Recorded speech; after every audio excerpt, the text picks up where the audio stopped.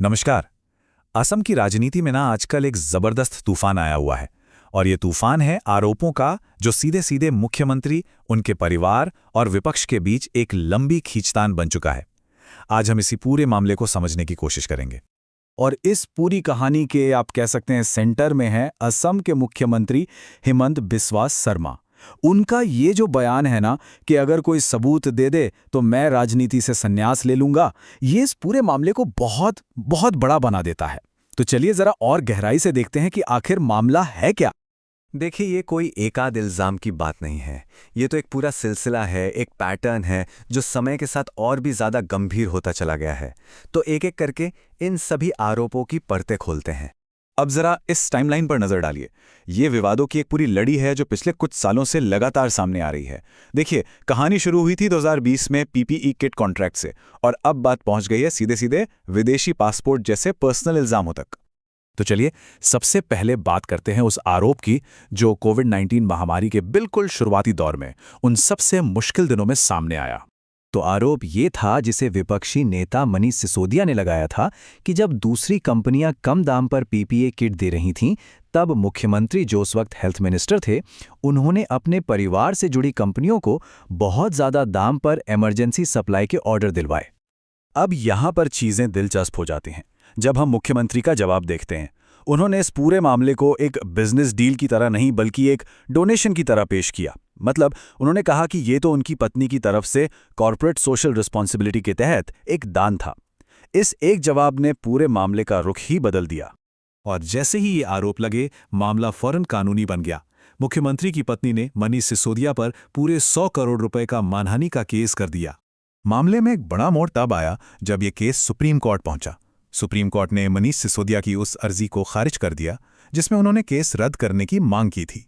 बस यहीं से इस पॉलिटिकल लड़ाई को एक बहुत मजबूत कानूनी एंगल मिल गया। अच्छा, अब कहानी पीपीई किट से आगे बढ़ती है।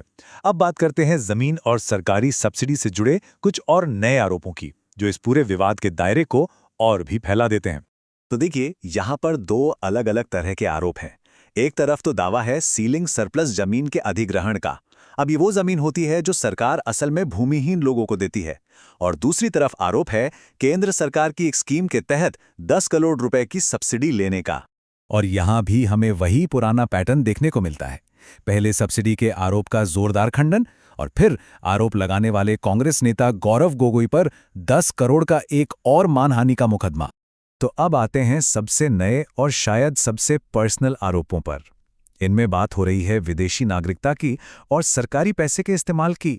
जाहिर है इन आरोपों से मामला और भी ज्यादा संगीन हो जाता है। ये दावे सामने आए 2026 के विधानसभा चुनावों से ऐन पहले, और ये दावे वाकई चौंकाने वाले थे। यहां एक बात समझना बहुत जरूरी है। भारत का कानून दोहरी नागरिकता यानी ड्यूल सिटीजनशिप की इजाजत नहीं देता, और इसी वजह से ये आरोप और भी ज्यादा गंभीर बन जाते हैं। मुख्यमंत्री का जवाब, जैसा कि उम्मीद भी, बहुत तेज और आक्रामक था। उन्होंने इन सभी दावों को पूरी तरह से मनगढ़ंत बताया और एक बार फिर कहा कि वो इस मामले को कोर्ट में लेके जाएंगे। और कहानी यहीं खत्म नहीं हुई। इसके बाद एक और दावा सामने आया। इस बार आरोप लगा कि मुख्यमंत्री ने अपनी पार्टी यानी बीजेपी के चुनावी कैंपेन के लिए सरकारी खर्चे पर हेलीकॉप्टर और चार्टर्ड प्लेन इस्तेमाल किए। मतलब जनता के पैसे का राजनीतिक इस्तेमाल।